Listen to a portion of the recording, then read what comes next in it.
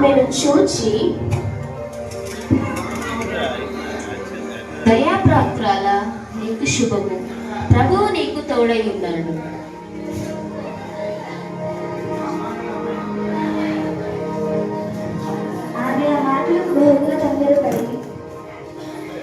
ఈ శుభవచనం ఏమిటో? మరియా, భయపడకుము, దేవుని వలన నీవు కృప పొందితివి. ఇదిగో, నీవు గర్భము ధరించి కుమారుని కని ఆయనకు యేసు అని పేరు పెట్టుదవు. ఆయన గొప్పవాడై సర్వోన్నతుని కుమారుడనబడను.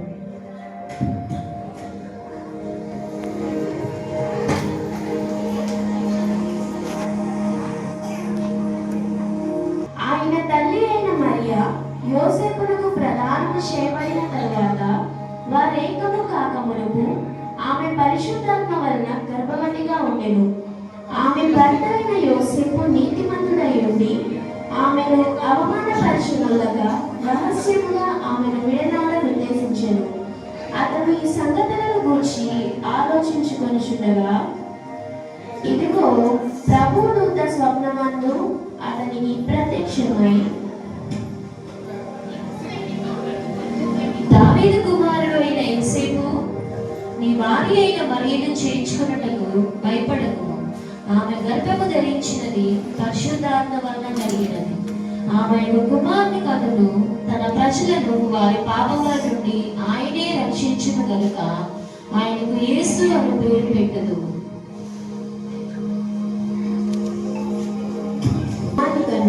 ఆయనకు ఇమ్మానుయేలును పేరు పెట్టును అని ప్రభువు తన ప్రవక్త ద్వారా పలికిన మాట నెరవేరినట్లు ఇదంతయు జరిగెను.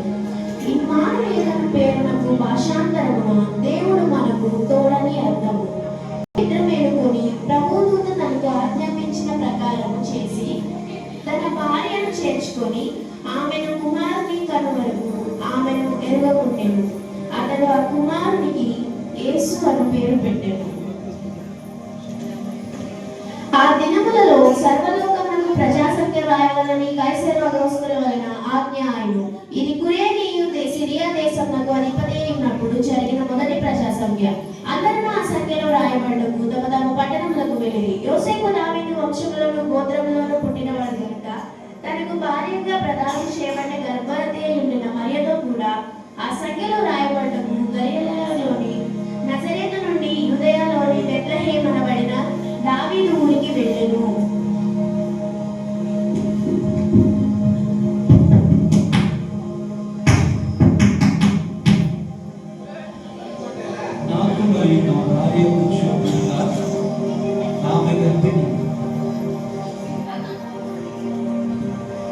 నీకు నీ భార్యకు చోటు కావాలా? ఇక్కడ మీరు ఉండడానికి ఏమీ చోటు లేదు. వెళ్ళండి, వెళ్ళండి, ఇక్కడ నుంచి వెళ్ళండి.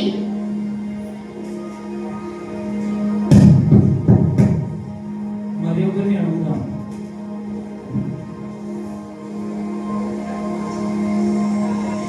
నాకు మరి నా భార్యకు చోటు ఉందా? నా ఇంటిలో స్థలం లేదు. నేను మీకు వసతి ఇవ్వలేను. వేరే ఇల్లు చూసుకోండి. మీ పశువుల పక్క స్థలం మాకు ఇవ్వగలరా? మీకు కావాలంటే మీరు ఆ పాకలో ఉండవచ్చు. నాకు ఎటువంటి అభ్యంతరం లేదు. వెళ్ళండి.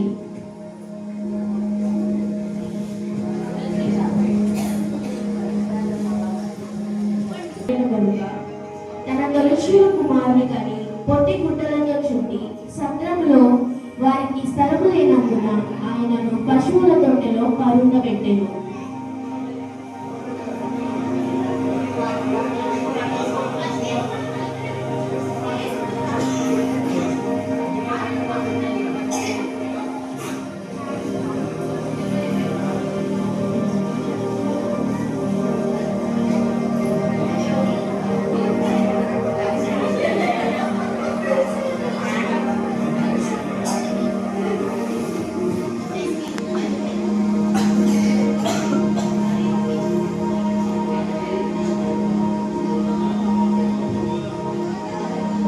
దేశంలో కొందరు గొర్రెల కాపరులు పొలములో నుండి రాత్రి వేళ తమ మందను కాచుకొచ్చుండగా దూత వారి యొద్దకు వచ్చి నిలిచెను.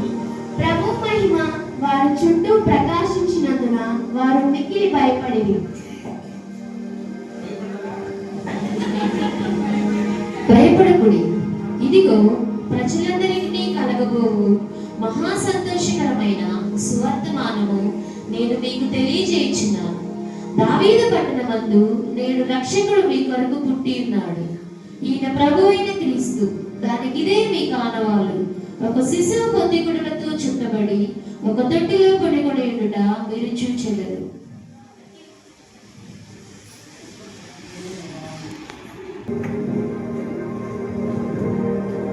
అవునవును, మనము వెళ్ళి ఆయనను చూద్దాము.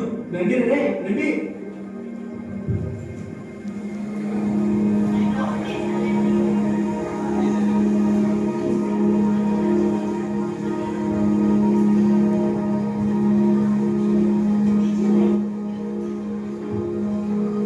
ఆ గొర్రెల కాపరులు జరిగిన ఈ కార్యములు ప్రభు మనకు తెలియచేయున్నాడను మనము బెత్లెహేము వరకు వెళ్ళి చూడము రండని ఒకరితో ఒకడు చెప్పుకొని త్వరగా వెళ్ళి మరియను యోసేపును తొట్టెలో పండుకొని ఉన్న శిశువును చూచిరి. వారు చూచి ఈ శిశువును గూర్చి తమ